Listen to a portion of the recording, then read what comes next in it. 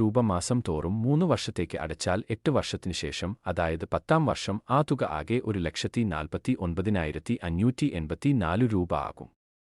വേണമെങ്കിൽ അതിന്റെ 60% തുകയായ 89,780 രൂപ ടാക്സ് ഫ്രീയായി പിൻവലിക്കാം.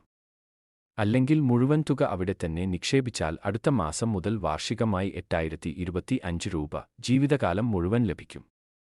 അതായത് ജീവിതകാലം മുഴുവൻ മാസം 669 രൂപ വീതം ലഭിക്കും. ഒരു പ്രധാന കാര്യം എന്നത് സാധാരണ ആൾക്കാർ കാര്യമായി എടുക്കാത്ത ലൈഫ് കവറേജ് അതിനോടൊപ്പം ഉണ്ടാകും എന്നതാണ്. അതായത് അപ്രതീക്ഷിതമായി എന്തെങ്കിലും സംഭവിച്ചാൽ 1,49,584 രൂപ അവകാശിക്ക് ലഭിക്കും.